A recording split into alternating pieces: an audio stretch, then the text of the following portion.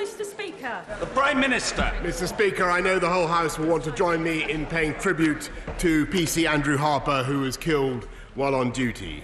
His death and the serious injuries sustained by PC Stuart Oughton in London and PC Gareth Phillips in Birmingham are a powerful reminder of the dangers that police officers face every day to keep us safe.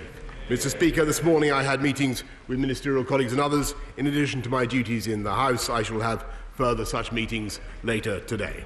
Siobhan McDonough. Mr. Speaker, can I associate myself with the brave acts mentioned about the police officers? The former Brexit, Mr. Speaker. The former Prime Minister's deal was unacceptable to this House. But to leave without a deal is unthinkable. Yet the Prime Minister pursues a game of brinkmanship built on the livelihoods, health and future of my constituents and our country. But there is still an option to resolve this once and for all. If the Prime Minister really believes in no deal, let him put it to the people and ask our people if that is the price they want to pay. Prime Minister. Mr. Speaker, as the honourable lady knows very well, this government will take this country out of the European Union on October the 31st. There is only one thing that stands in our way. It is the surrender bill currently being proposed by the leader of the opposition.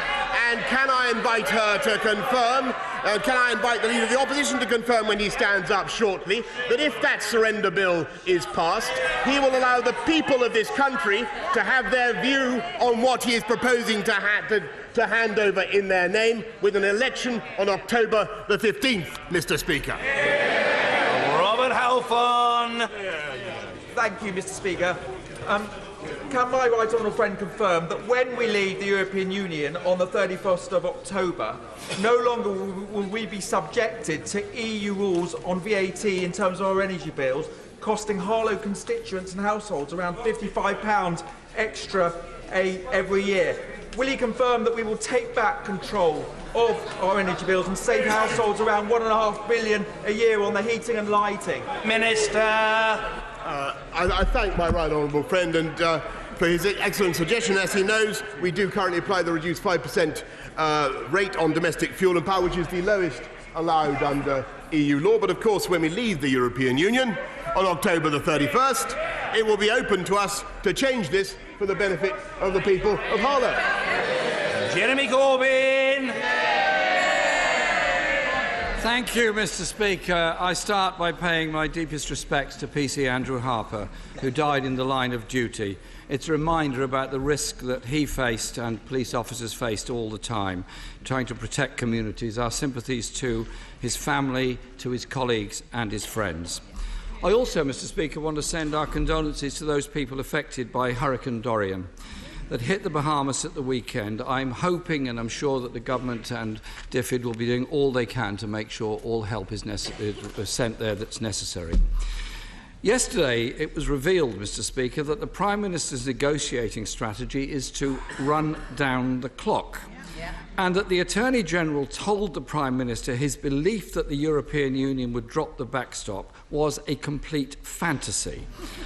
Are these reports accurate, or can the Prime Minister provide the detail of the proposals he's put forward to the EU? The Prime Minister. I'll tell you, Mr. Speaker, what our negotiating strategy is, and it is to get a deal by the summit on October the 17th and to take this country out of the EU on October the 31st, to get Brexit done.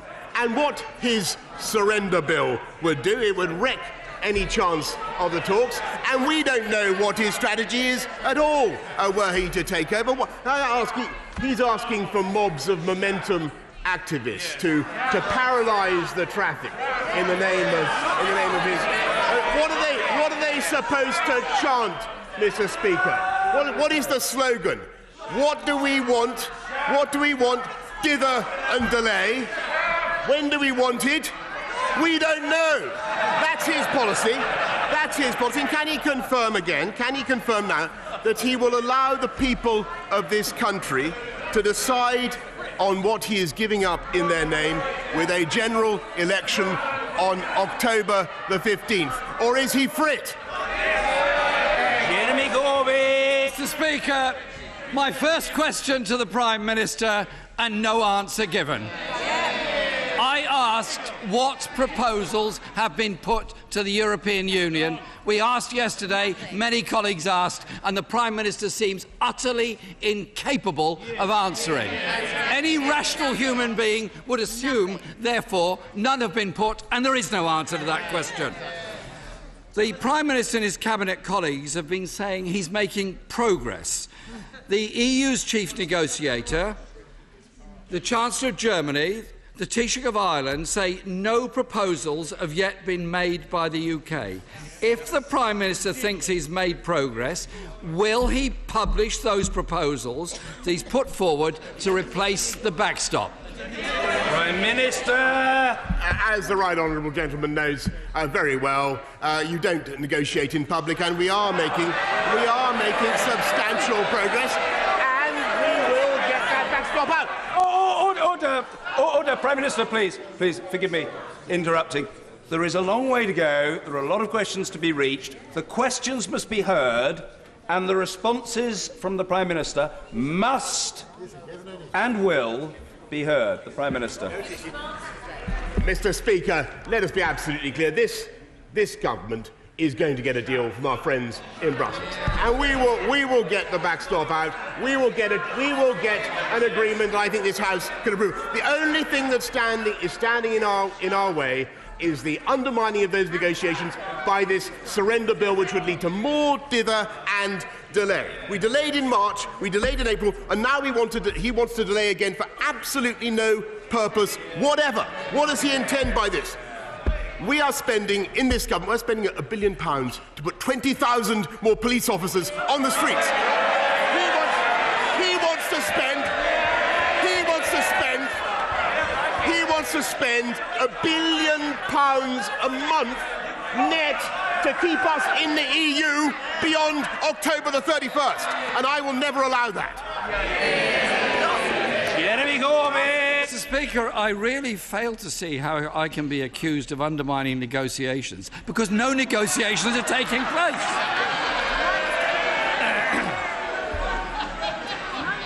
He's been Prime Minister for 6 weeks and he promised to get Brexit sorted. In 6 weeks, he's presented nothing to change the previous Prime Minister's deal, which he twice voted against.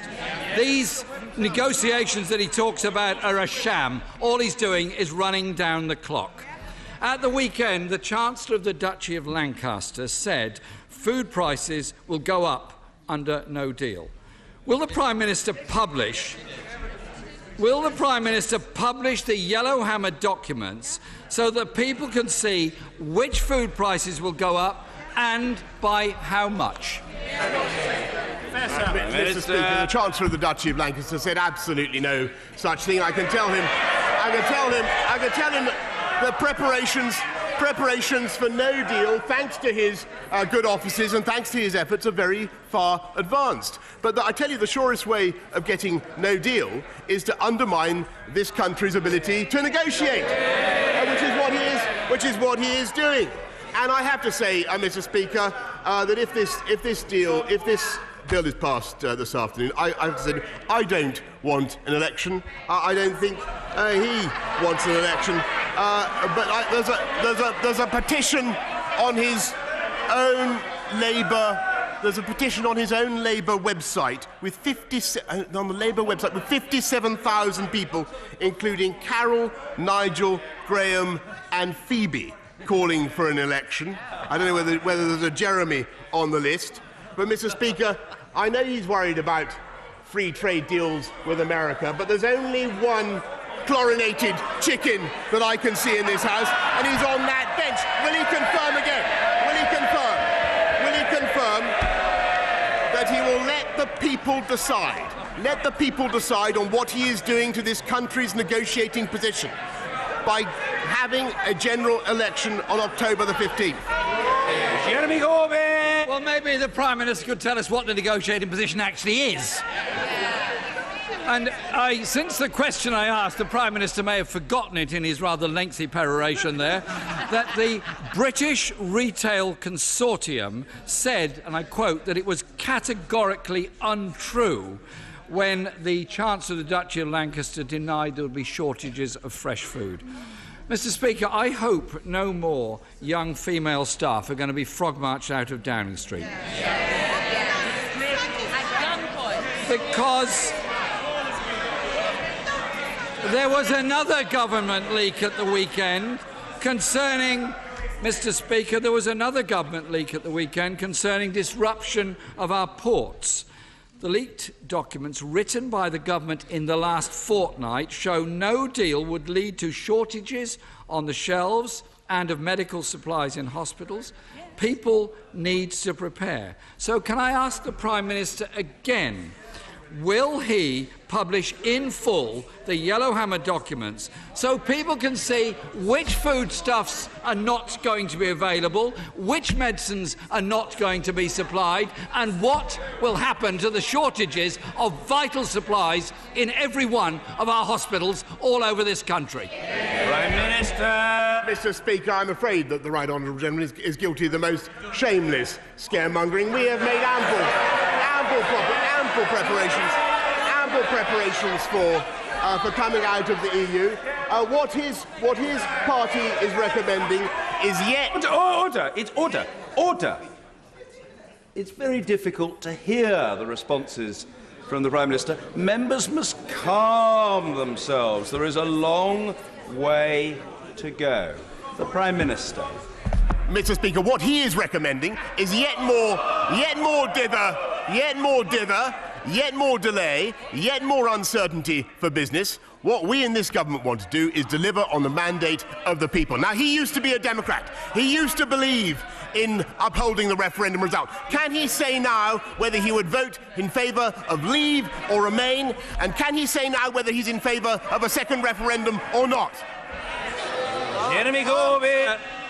The Prime Minister failed to answer my questions about food supply, about medicine supplies and about the problems in hospitals. He refuses to publish the Yellowhammer documents and he talks about scaremongering. Where does the information come from other than his office in his government?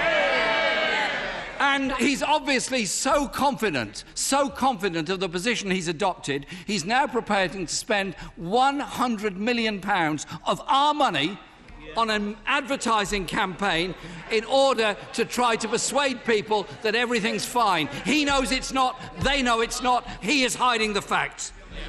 The government has refused to publish its impact assessments on how a no-deal Brexit would affect poverty levels in this country.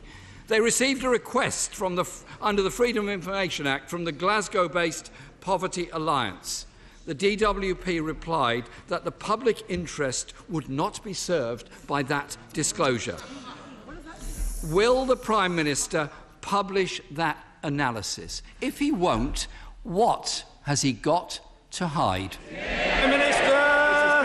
Mr. Speaker, unlike the Right Honourable Member, who would squander £1 billion a month of taxpayers' money on staying pointlessly in the EU, this government is getting on with running a sound economy so that the poorest people in our country are seeing increases in their wages for the first time in more than a decade.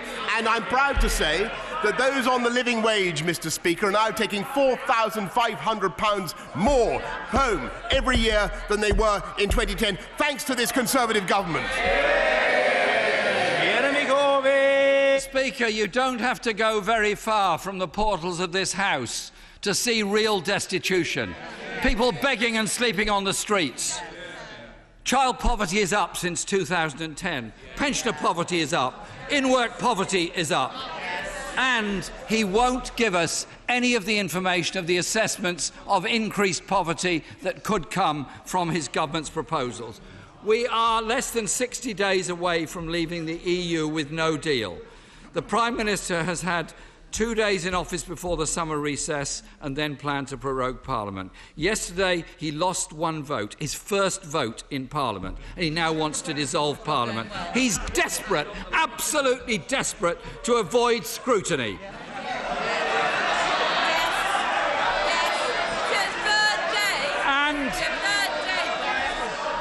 In his third day in office, after 5 questions from me, we haven't had an answer to any of them. I can see why he's desperate to avoid scrutiny. He has no plan to get a new deal, no plan, no authority and no majority. Mr. Speaker. Order. If we have to go on longer because people sitting on the Treasury bench are yelling to try to disrupt, so be it, we'll go on longer. Some people used to believe in good behaviour. I believe in good behaviour on both sides of the House. It'll better happen or it will take a whole lot longer. Very simple, very clear. Jeremy Corbyn. Thank you, Mr. Speaker.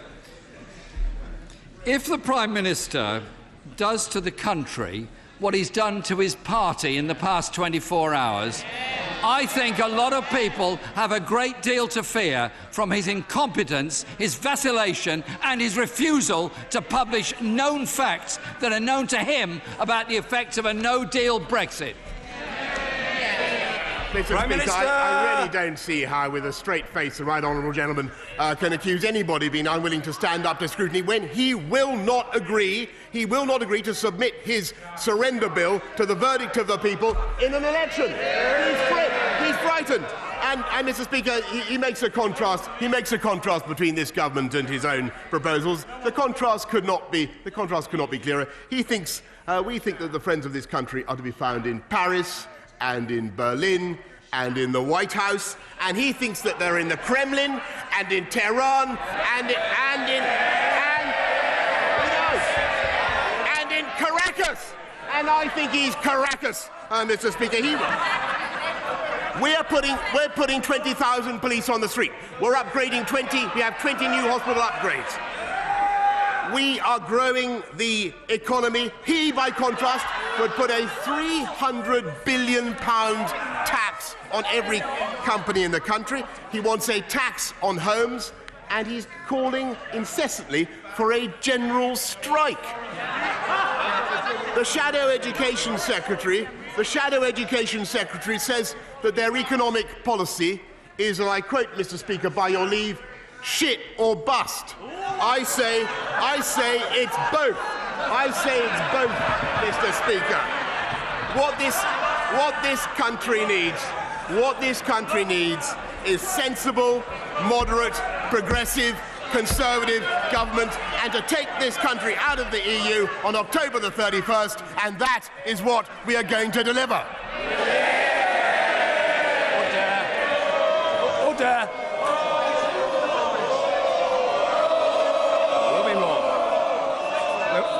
There will indeed be more, starting with the closed question. Dr. Julian Lewis. Thank you, Mr. Speaker. A well-behaved question 8 on the National Security Advisor. Glad to hear it. The Prime Minister. As my right honourable friend is aware, the decision to put the two roles together was taken by my predecessor, though I have a high admiration, I may say, for the gentleman in question. Dr. Julian Lewis. Well, I hope my right honourable friend isn't going to follow every policy by his predecessor. This is one he shouldn't. The Defence Committee needs...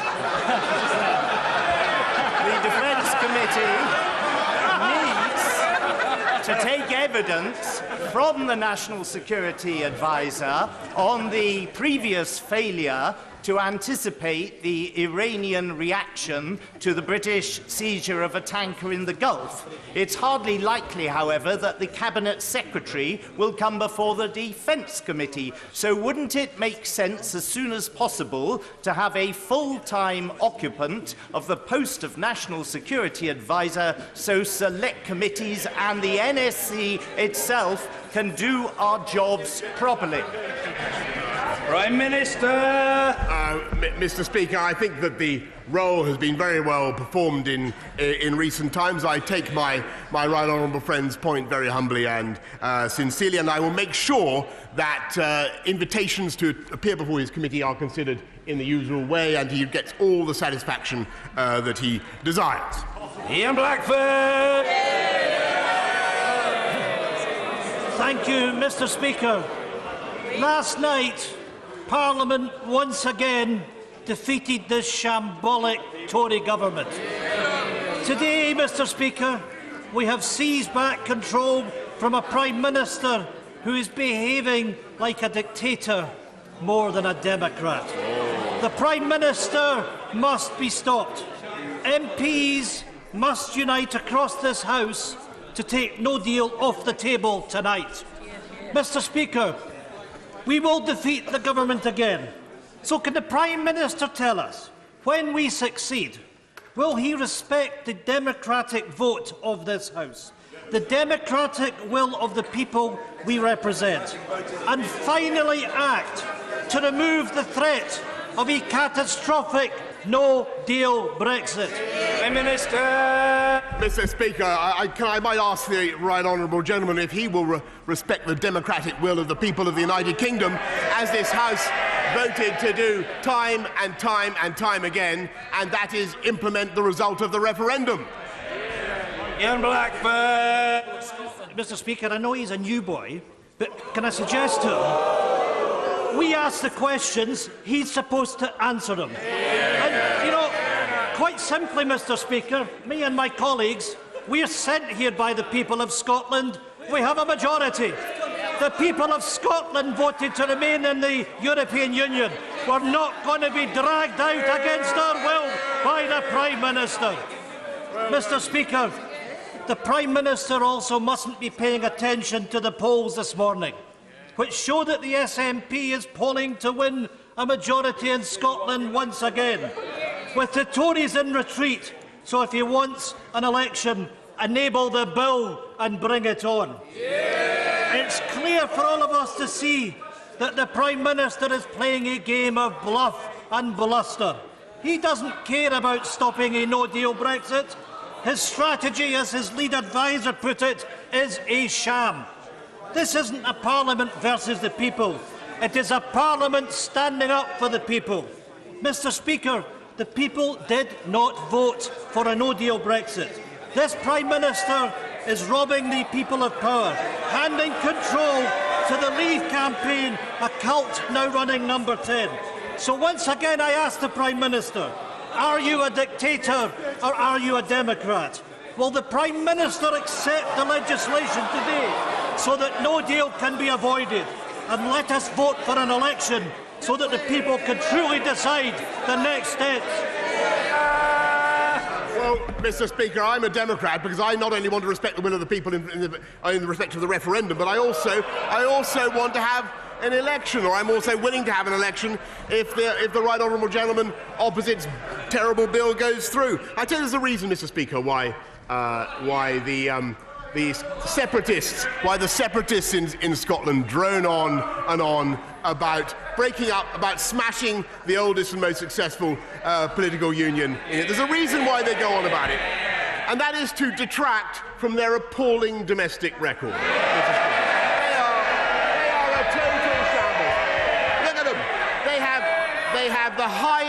They have the highest taxes anywhere in Europe. They have their educational standards falling, for which they are responsible. They're responsible for it. And their signature policy, this is a useful one, their signature policy is to return, after Brexit, to return Scotland to the European Union, complete with the euro and the full panoply of EU laws, and, as I never tire of saying, Mr Speaker, surrendering Scottish fish just when they've been taken back by this country. Lucy Allen! Thank you, Mr Speaker, and can I warmly welcome the Prime Minister to his place. My constituents sent me here to speak for them, and what they care about is better hospital care, more police on our streets, a good school for their children.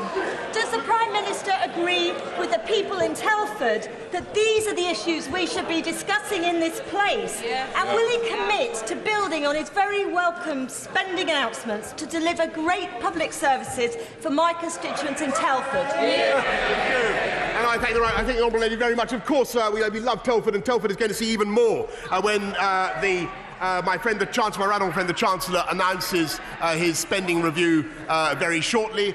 There will be investment in NHS, in more police officers to keep our streets safe, to keep the Honourable Lady's streets safe, and more money for every school in this country, Mr. Speaker. Conservatives are delivering on the priorities of the British people. Nicholas Chapman. Mr. Speaker, you know I'm not a doomster or a gloomster, but on that positive note, I'd like to thank the Prime Minister for boosting support for Scottish independence into his premiership, maybe his last few weeks in premiership. Prime Minister, according to the research published by the UK Trade Policy Observatory, a no-deal Brexit would cost up to 1,100 jobs in my Dunfermline and West Fife constituency and over 63,000 jobs across Scotland. Can the Prime Minister explain to me and my constituents who are facing this dreadful prospect and what their families should do in terms of the heavy price that they're paying for a Brexit they never voted for? Yeah, of course, Mr. Speaker, we are preparing for a no-deal Brexit if we absolutely must. I don't think that the consequences will be anything like as bad as the merchants of Project Fear have said. But the way to avoid a no-deal Brexit is to allow this government to get on and do a deal at the summit on October the 17th. And the choice for this country is who do they want doing that deal? This government or that Labour Party led by Jeremy Corbyn? Yeah, you know, we don't name people in the chamber. People must observe the rules. No, order. I am simply and politely informing the Prime Minister of the very long-established procedure with which everybody, including the Prime Minister, must comply. That's the position. No doubt, no argument, no contradiction. End of the matter. Dame Cheryl Gillan. Mr. Speaker, can I welcome the new Prime Minister to the dispatch box and tell him that this year we celebrate 10 years since this House passed the Autism Act. It is still the only disability-specific piece of legislation in the UK. The all-party parliamentary group, members from all sides of this House, are going to publish next week the 10-year annual review with recommendations for government right across the board. Will my right honourable friend undertake to look at these recommendations carefully and instruct his Chancellor to put more resources and more money into helping people with autism and their family receive the help and services they need? Prime Minister. I want to thank my right honourable friend very much for everything that she has done for that cause over many years, and also to reassure her that very shortly the Chancellor of the Exchequer will be outlining not just more money for primary schools and secondary schools, but also a big investment in schools for special educational needs and disabilities. And that is, again, delivering on the priorities of the British people. Geraint Davis. Mr. Speaker, people in Swansea voted to leave the EU, but Leave voters are saying to me they didn't vote for a no deal. They didn't vote for do or die on 31st of October. They want to live. They voted for good things, for more money, for more jobs, more control, and now they see they're going to get less money, less jobs, less control. So they want the final say. So will he undertake, when he goes to extend Article 50 after the passage of this bill we're seeing this afternoon, will he ensure that there's a proper referendum so there's a choice between a managed deal and remain and not kamikaze no deal? Prime Minister. Well, I can tell the honourable gentleman that if he wants to put that matter to the people, then the best thing he can do is persuade his right honourable friend in the front row to summon up his courage, to stop being so frit, and if he's going to pass this wretched surrender bill, then at least to submit it to the judgment of the people in the form of a general election. And if he wants to implement the will of the people of Swansea, what he should do is vote with this government and not with the surrender bill tonight. Mr. David Gauke. The Prime Minister has said that the prorogation of Parliament was nothing to do with Brexit. Is that still his position?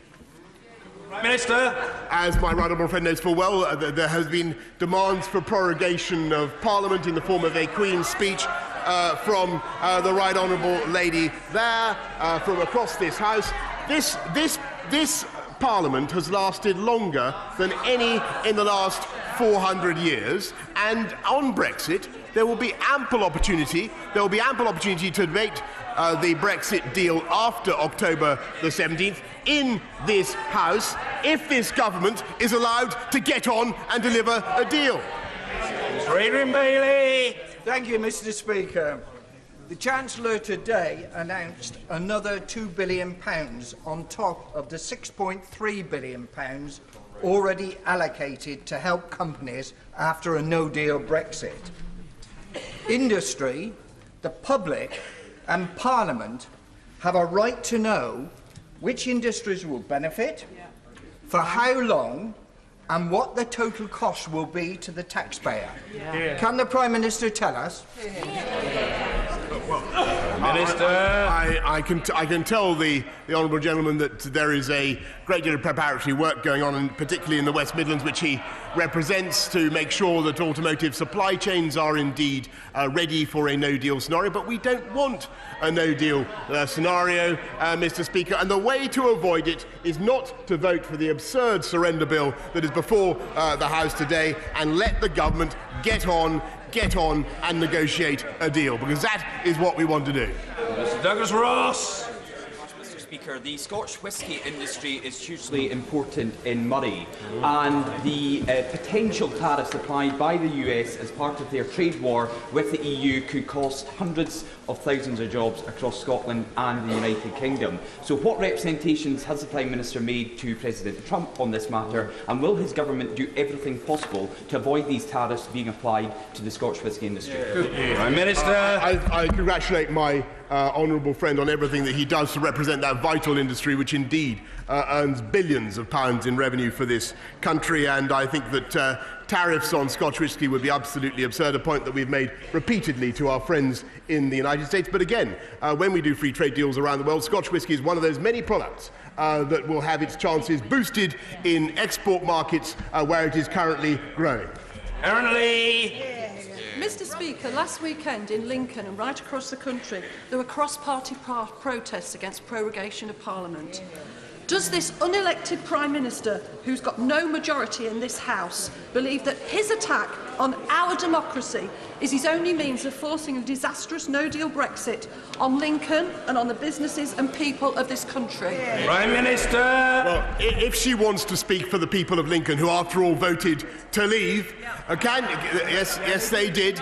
I think the best thing she could do is make sure that we come out of the EU on October the 31st with a deal, and if she is genuinely prepared to frustrate that ambition through the surrender deal being proposed today, then will she at least have a word with her friend on the front bench and urge him, since she speaks of democracy, urge him to submit his bill to the will of the people in the form of a general election on October the 15th. Will she at least say that to him? Karen Bradley. Thank you, Mr. Speaker. Many of us in this House will know the value of community hospitals in our constituencies, none more so than the Leek Moorlands Hospital in my constituency. There's recently been a consultation on the provision of healthcare in North Staffordshire, and there's understandable concern about the future of Leek Moorlands. So can I ask the Prime Minister to join my campaign to keep the Leek Moorlands Hospital open in Leek with enhanced services for the benefit of all the people of Leek and the Staffordshire Moorlands? Well, firstly, Mr. Speaker, can I thank my right honourable friend for everything that she has done for the people of Northern Ireland, and thank her rightly for raising this issue in her constituency with me. Of course, she will understand that the decisions affecting Leek Moorlands must be led by clinicians, but I hope that a solution can be found that benefits everyone in my right honourable friend's constituency. Blomfield. Thank you, Mr. Speaker. In a desperate attempt to win yesterday's vote, the Prime Minister apparently made emotional appeals to Conservative MPs that he was serious in seeking a deal. But his answers in the House yesterday and today make it clear there are no real negotiations, in public or in private. Those with whom he claims to be negotiating in the European Union have said nothing has been put on the table. So does the Prime Minister understand why across this country people find it difficult to trust a word he says? Prime Minister. Mr. Speaker, can I tell the honourable gentleman that what I think the people of this country want to see is us come together to come out of the EU on October the 31st with a deal. We are making great progress with our friends and partners both in Brussels and in Dublin and even in Paris. But those talks are being currently undermined, I'm afraid, by the absurd bill that is before the House today. I urge him to reject it, and if he must pass it, then can he have a word with his right honourable friend and ensure that that bill is put to the people in the form of a general election? Dominic Green. Thank you, Mr. Speaker. In light of the Prime Minister's answer to my right honourable friend, the member for South West Hertfordshire, could the Prime Minister please then explain why it's proved impossible to find any official or minister prepared to state that the reasons for prorogation were to pave the way for a Queen's speech in the course of the current legal proceedings in which the government is involved? And would the Prime Minister like to reconsider the answer he's just given to the House? Prime Minister. I hesitate to advise my right honourable and learned friend about legal proceedings, but I think if he looks at what happened in Scotland this morning, he will discover that case was thrown out. Ms. Karen Bark. Thank you, Mr. Speaker. So you won't, will you? As a result of budget cuts to the Home Office and largely enacted while he was Mayor of London, police numbers plummeted. 1,000 fewer officers in the West London Command Unit alone, 1/3 police officers down in my borough of Westminster. He is now promising us to get us back to where we were in 2010 with an additional 20,000. And he has told us, and he said again today, that those 20,000 will be frontline police and on the street. It is, however, now clear that at least 7,000 of those officers will not be frontline police. So, in order to help this House build some trust in any of the promises he makes, can he tell us if that is true? Mr. Speaker, I think it's absolutely bizarre that a Labour Member of Parliament for London should ignore the role of the present Mayor of London, who is frankly not a patch on the old guy, and I left him £600 million, by the way. I left him £600 million, and he squandered it on press officers. Sadiq Khan has squandered it on press officers, and the faster we get rid of Sadiq Khan and get more police officers out on the street, the better, and that's, in my view, the best possible argument for Sean Bailey as Mayor of London. Order. In the remaining minutes of this session, I appeal to colleagues to take account of the fact that we're visited by a distinguished group of Lebanese parliamentarians. At the invitation of the Interparliamentary Union and the All-Party Parliamentary Group on Lebanon, chaired by the Right Honourable Gentleman Member for South Holland and the Deepings. We'd like to set them a good example. I'm not sure at the moment how impressed they'll be. Sir Gary Streeter. Thank you, Mr. Speaker, and I think I can comply with that. May I welcome the extra £14 billion recently announced for our schools, especially in southwest Devon, where I understand we have had the largest increase in the country to correct historic underspending. Does my right honourable friend agree that this cash boost will help our hard-working teachers to prepare the next generation to reach their full potential? And won't it be wonderful once again, when we can get through Brexit, that we can start talking about education, health and social care, the things our constituents are really bothered about?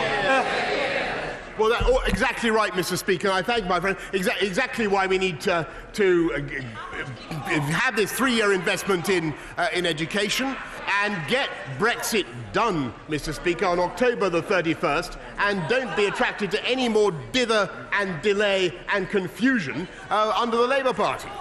Vernon Coker. Thank you, Mr. Speaker. The Prime Minister yesterday booted out 21 MPs from his own party for voting against a reckless no-deal Brexit. These included very well-respected members of this House, including a former Chancellor, including Churchill's grandson, and the father of the House, presumably on the orders of his Chief of Staff. Given that the Prime Minister himself voted against the former Prime Minister's deal without losing the whip, does this not show and demonstrate to the British public his view of life, namely one rule for him and one rule for everyone else? Mr. Speaker, I'm not going to take any lessons from the Labour Party. Order. Leave me to control the proceedings. I should be immensely grateful for your assistance in that regard. That heckling must cease, and we will hear the reply. The Prime Minister. Mr. Speaker, I'm not going to take any lectures from anybody in the Labour Party about how they run their party. Look, this is a party where MPs, good, hard-working MPs, are daily hounded out by anti-Semitic mobs. Let's be absolutely clear. If the Right Honourable Gentleman is actually interested in democracy, if he's interested in democracy, then I hope he's been listening to what I've been saying today. In an anti-democratic way, the bill before the House today would hand over this country's right to decide how long to remain in the EU, and it would hand it over to the EU itself. That's what that bill involves. If he thinks that's a good idea, then let him submit it to the judgment of the British people in an election. Richard Harrington. Mr. Speaker, I'm sure you all know that tomorrow is the 9th annual Watford Jobs Fair.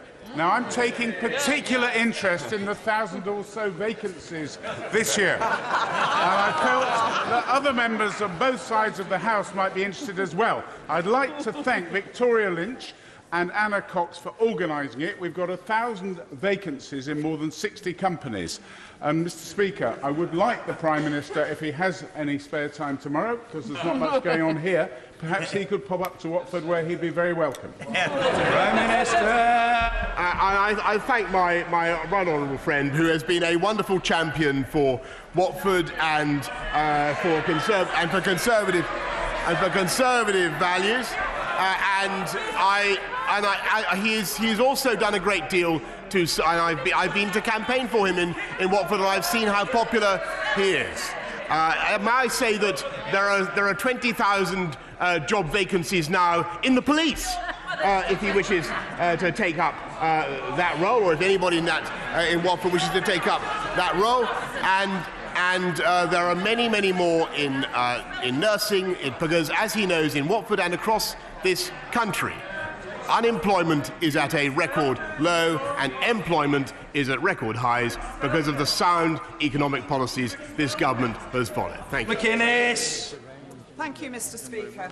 This week, the Director General of the CBI wrote to all MPs in the North West, urging us to do everything we can to get a deal that works for businesses in our region.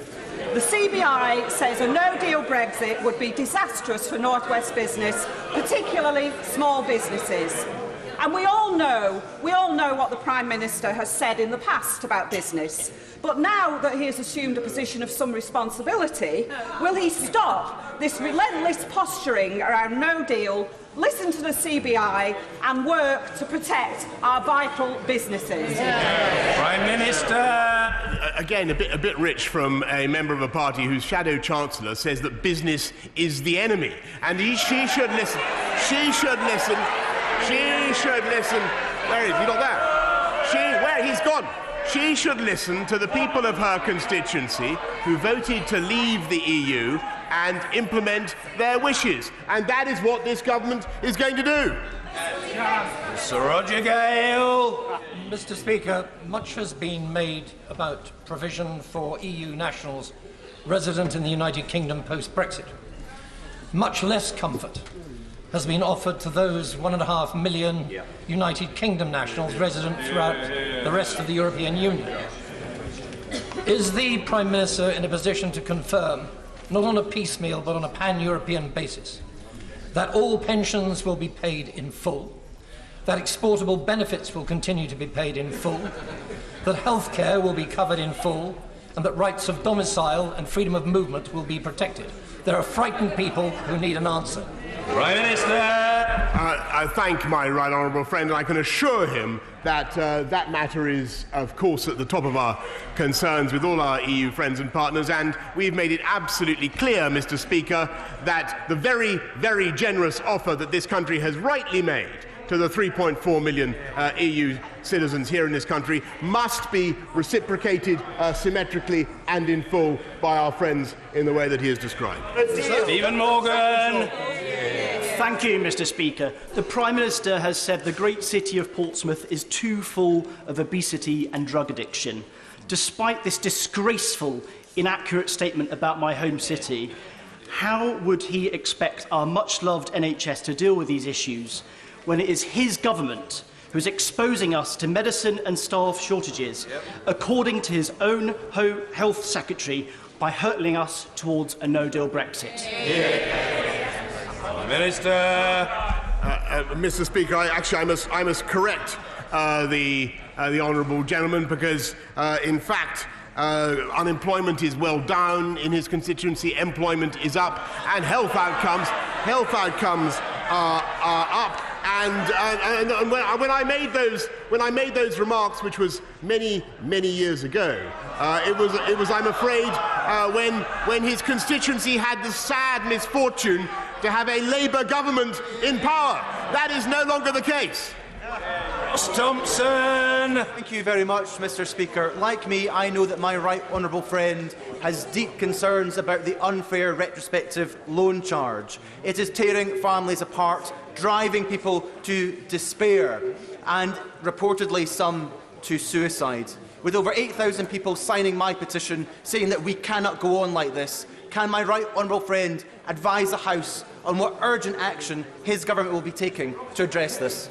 I thank my honourable friend, because this is an issue that my own constituents have raised with me, and I know that many of my honourable friends have had this issue raised with them. I'm sure that members on all sides of the House have met people who have taken out loan charges in the expectation that they could reduce their tax exposure. It is a very difficult issue. A very difficult issue, and what I have undertaken to do is to have a thoroughgoing review of the matter. And of course, I will make sure that my honourable friend has every opportunity to have further discussions with the Treasury about how to redress the situation. But it's about the gravity. Singh Desi. Thank you very much. Mr. Speaker, if I decide to wear a turban, or you decide to wear a cross, or he decides to wear a kippah or a skull cap, or she decides to wear a hijab or a burqa, does that mean that it is open season for right honourable members of this House to make derogatory and divisive remarks about our appearance? For those of us who from a young age have had to endure and face up to being called names such as Towelhead or Taliban, or coming from Bongo land, we can appreciate full well the hurt and pain felt by already vulnerable Muslim women when they are described as looking like bank robbers and letterboxes. So rather than hide behind sham and whitewash investigations, when will the Prime Minister finally apologise for his derogatory and racist remarks, which...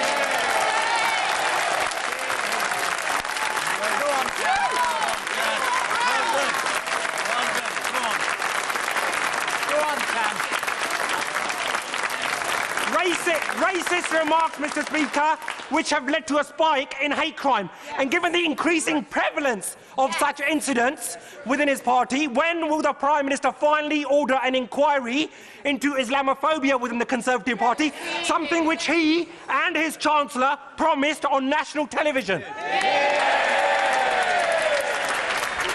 Order. Let's hear the answer. The Prime Minister. Mr. Speaker.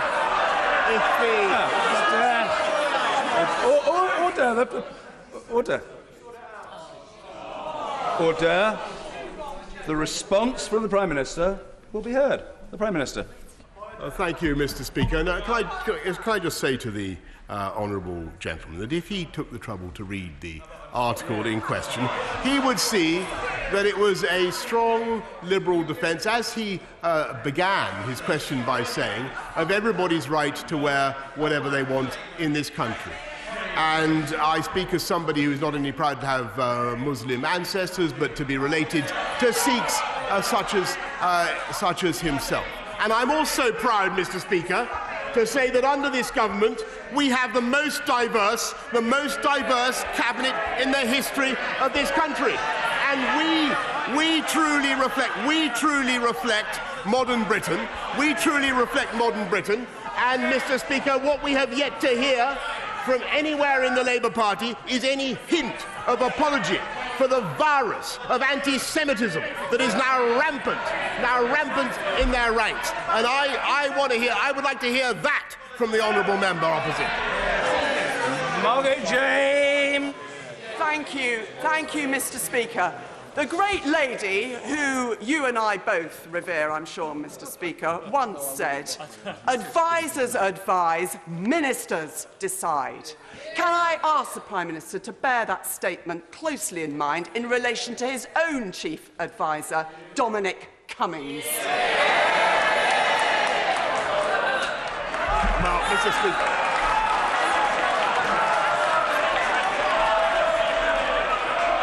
Order. The reply must be heard. If the House were to want, as a matter of course, to allow clapping by decision of the House, so be it, but it should not otherwise become a regular practice.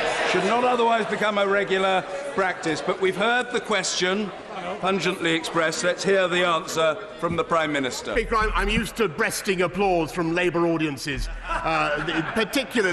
particularly since, unlike the gentleman opposite, we are actually devoted to delivering on the mandate of those Labour constituencies, and we are going to take the UK out of the EU on October the 30th. And as for the excellent question that my honourable friend asked, be in no doubt that we are deciding on a policy to take this country forward, not backwards, as he would do. Finally, Jo Swinson. Thank you, Mr. Speaker. Can I say to the Prime Minister that his response to the honourable member for Slough was appalling. Yes. An apology is what was required rather than some kind of justification that there is ever any acceptable context for the remarks such as he made in that column. He is the Prime Minister of our country. His words carry weight, and he has to be more careful with what he says. My constituent, Kristen, is afraid because her mum, a European citizen, has been struggling to get settled status after 45 years in this country. Our friends, colleagues and neighbours deserve better than his failures and his carelessness with language. Well, Mr. Speaker, in the case of his constituent, Kristen, if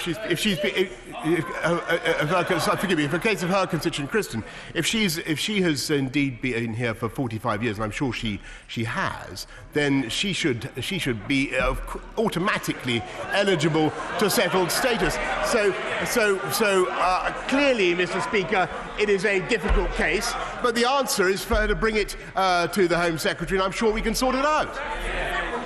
Order.